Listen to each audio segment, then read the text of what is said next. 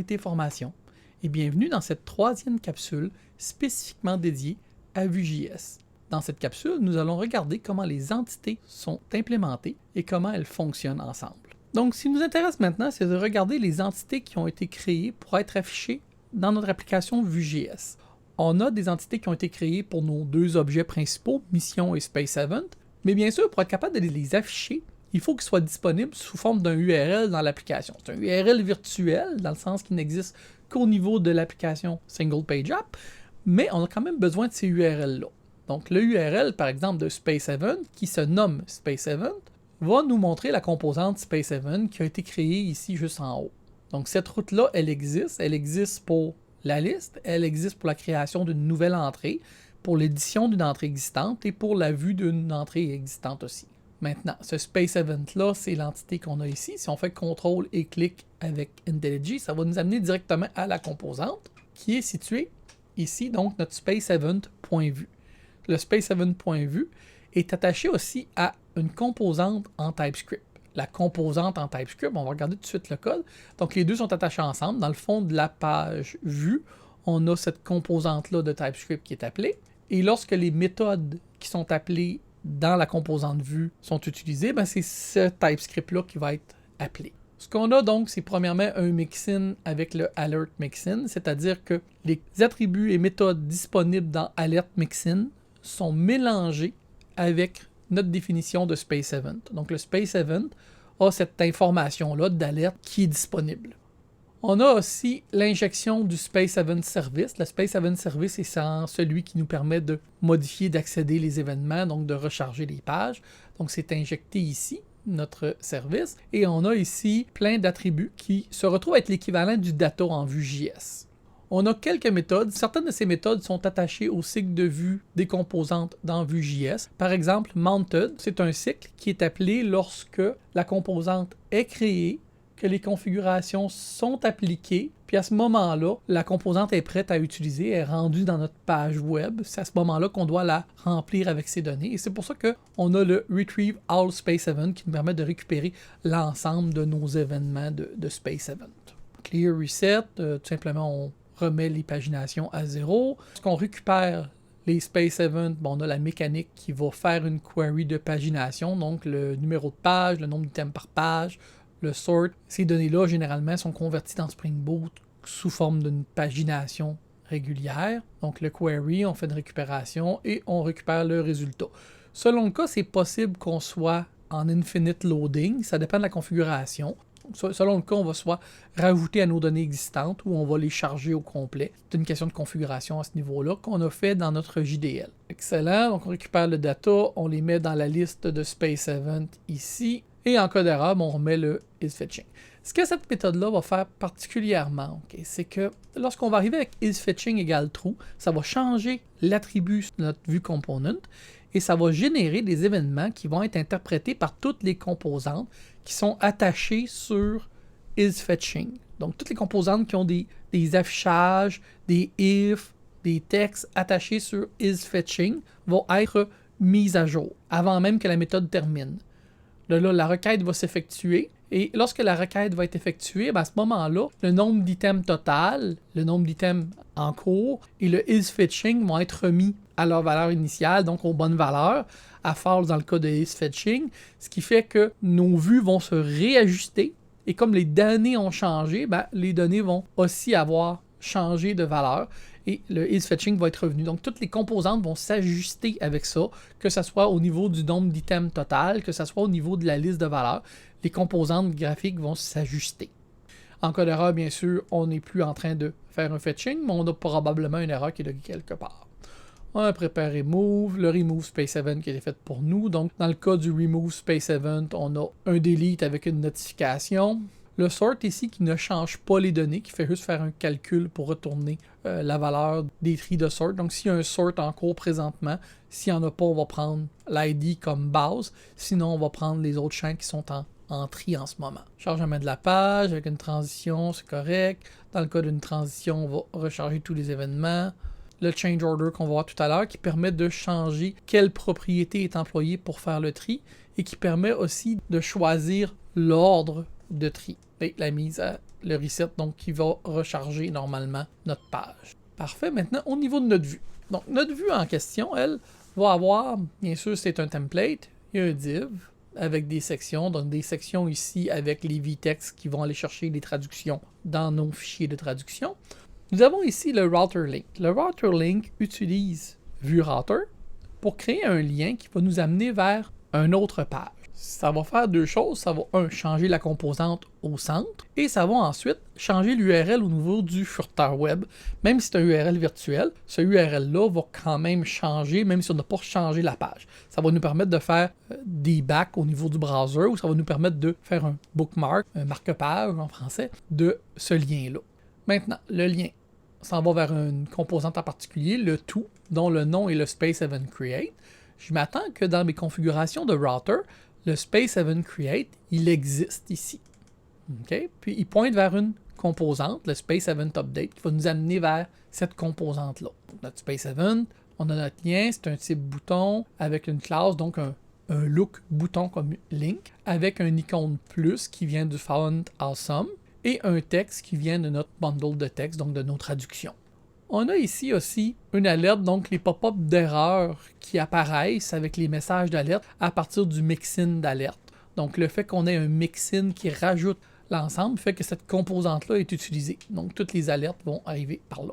Ici, si nous ne sommes pas en train de charger les données et que la taille est vide, dans ce cas-là, on va afficher nos Space7 Found. Dans le cas où on a des données, on va afficher la table. Donc une seule de ces deux divs-là est fait.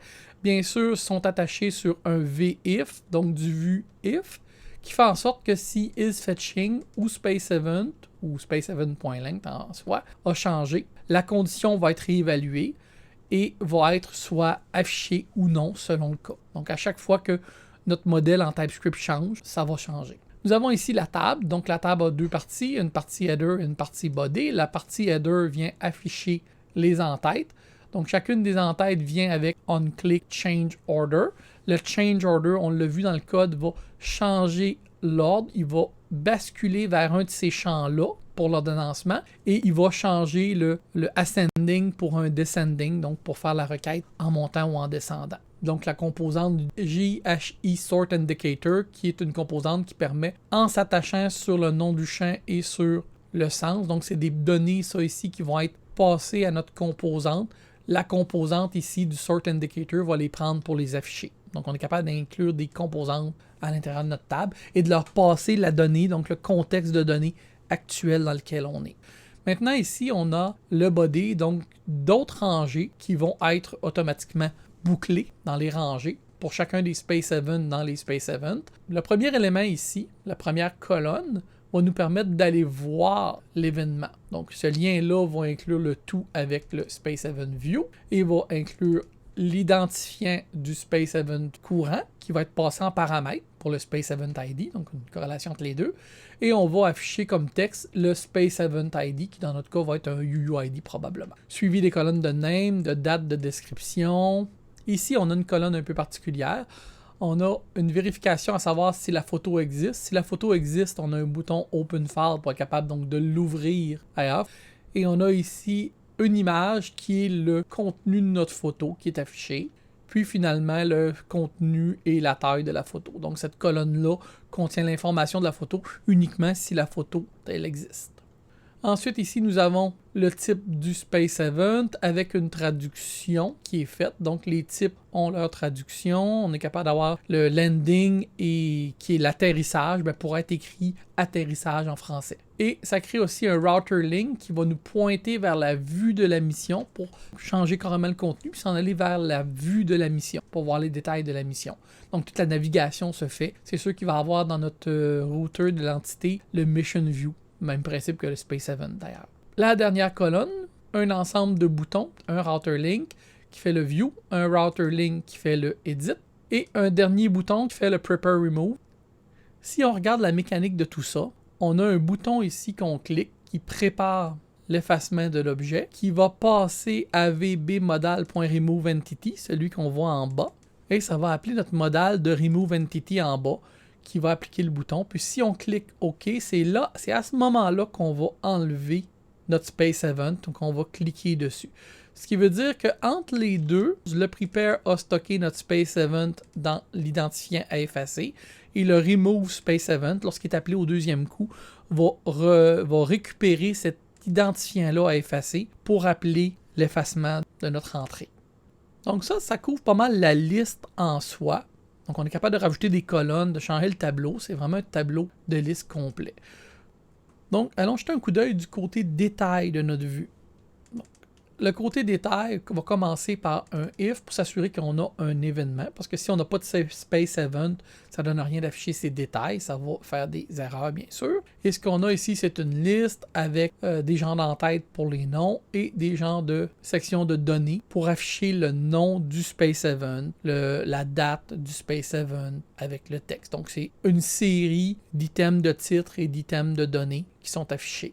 Encore ici, nos router link pour faire notre navigation, pour aller voir la mission. Donc ici, à la fin, deux boutons. Un bouton avec un type submit qui est on-click, on va sur previous state, qui est le previous state qui a été importé de Space Event Detail Component. Allons voir le code du previous state. Donc le previous state, ce qu'il fait, c'est qu'il prend le router, donc le vue router qui est omniprésent en fait à cause du signe de pièce, et on s'en va à l'historique parce que notre vue router supporte quand même de l'historique, donc ça va nous ramener à la vue précédente. Maintenant, ici, on a un router link. Cette fois-là, c'est un router link qui nous pointe vers l'event ID avec un bouton pour faire l'édition de l'item. Donc, ça nous amène au Space Event Edit. Donc, notre navigation ici entre la vue et l'édition est faite. Donc, au niveau du Space Event Detail Component, la logique qu'on a tout simplement, c'est qu'on a notre Space Event Service.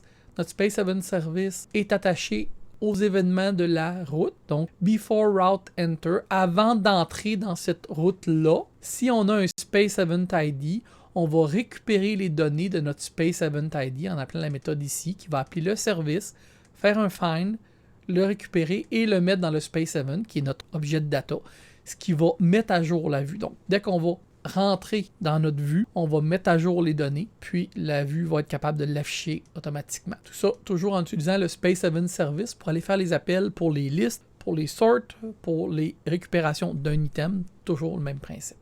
On a maintenant aussi le update. Donc, le Space Event Update a son propre JavaScript. Son propre JavaScript, on va faire différents imports. Et il va définir ici une validation qu'il va utiliser comme option. Donc, ça va définir quels champs du Space Event sont marqués comme étant requis. Et ça va l'utiliser comme création de notre composante.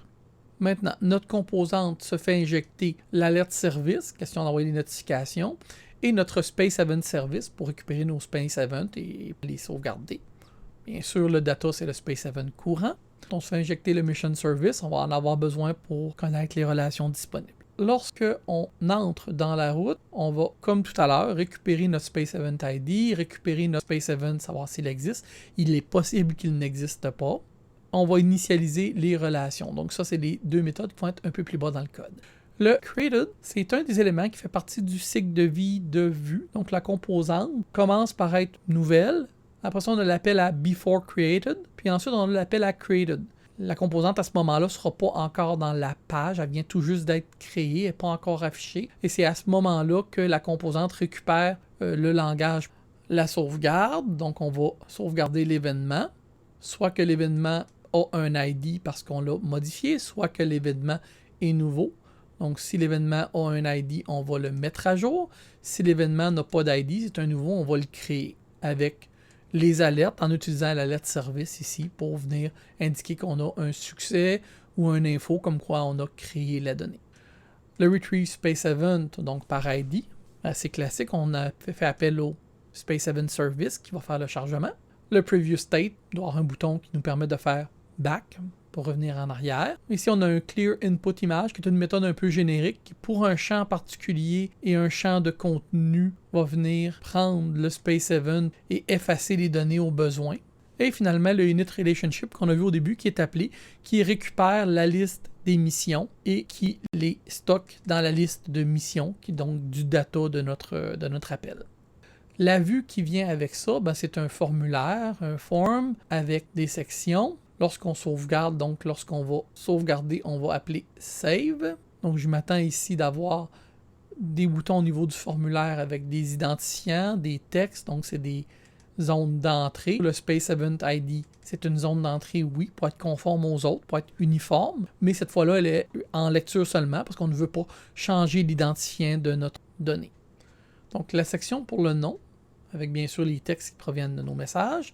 Ce qui est intéressant ici, c'est qu'on a un diff avec un if qui est attaché sur l'indication comme quoi les données sont en train de faire un changement. Donc, c'est dans le cas où on a modifié le nom et le nom est invalide, c'est là où on va afficher le message d'erreur comme quoi le champ est requis. Donc ça, c'est du code qui a été quand même généré automatiquement par Japster pour nous, mais ça inclut cette mécanique-là. Ici, dans le cas d'une date, tout simplement, on a un B input group et avec un date picker, donc c'est encore du Bootstrap qui va nous amener cette fois-là un choix de date pour pouvoir attacher notre date dans la langue courante au champ date. Donc, il va nous permettre de venir populer notre date avec un date picker. Ici, même principe pour la validation du champ date. Le champ date est obligatoire. On continue avec la description, la photo. Ici, on a donc un bloc pour la photo. Cette fois-ci, le div a des informations particulières. On a bien sûr l'image qui est accessible si la photo est visible. Et on a ici un affichage de l'image avec le bouton qui permet d'effacer les données de l'image. Et on a ici l'entrée du fichier qui permet de choisir un fichier. Et lorsque le fichier est choisi, on va venir appliquer les changements. Le setFileData, c'est une librairie qui est commune, donc Data Util Service, un service commun qui va permettre donc de récupérer notre événement de changement de fichier, de sélection de fichier et d'appliquer à notre Space Event pour venir mettre l'information du fichier avec son contenu. Ça va permettre de venir populer les deux champs cachés qui sont ici avec le Content Type et bien sûr la photo. Donc ces deux champs-là cachés. Et bien sûr, en cas d'erreur, on a toujours la validation qui est présente aussi si la photo a été modifiée et que ces données sont invalides. Donc ici, nos Space Event, qu'on est capable de choisir entre deux options, Landing ou Launch, parce qu'on est en édition, et le champ qui est requis. Ici, ce qu'on a, c'est une sélection, donc on est capable de choisir la mission à partir de notre liste de missions. Donc on a un premier choix qui est vide et un deuxième choix donc qui va être la liste complète de toutes les missions disponibles parce qu'on a ici un V4 qui va permettre de boucler au travers de toutes les options disponibles dans nos missions. Donc, ce qui va nous permettre d'avoir notre drop-down pour choisir notre mission. Finalement, on a le cancel save qui va appeler le previous state de notre item. Et finalement, le save qui va appeler la sauvegarde de l'item. Toujours en utilisant notre librairie d'icônes. La classe de service qui accompagne notre composante va avoir son URI de base pour appeler nos services. Et ça va couvrir l'ensemble des recherches, des récupérations d'une query, donc d'une pagination. Ça va inclure les appels standards. Donc, en gros, l'appel va utiliser Axio pour effectuer soit un get, un delete, un post pour la création. Donc, un exemple de création, on va utiliser un post avec notre entité. Et en cas de succès, on va appeler la méthode qui a été fournie dans le resolve. Et en cas d'erreur, on va appeler la méthode qui a été appelée dans le reject. C'est ce qui nous permet d'avoir le callback dans nos différentes composantes en fonction des succès ou des erreurs des appels. Mais la classe service, elle est utilisée par l'ensemble des composantes, que ce soit l'update, le detail ou la liste. Ça couvre les modèles d'entités qui sont générés. La mission va être générée de la même façon. De là, on va soit modifier les entités qui sont présentes sous forme d'une liste, d'une vue, d'une édition. Donc, édition, vue, modification, suppression, la base est là. Si notre affichage doit être vraiment différent, on va peut-être se créer un package supplémentaire à côté d'Entities pour faire notre propre visualisation avec différents services. Ou sinon, on va modifier ceux qui sont là. Les deux options sont disponibles. Ça dépend à quel niveau on veut modifier l'existant. Merci d'avoir écouté cette troisième capsule. Si vous avez trouvé l'information intéressante, n'oubliez pas d'aimer la capsule. Merci.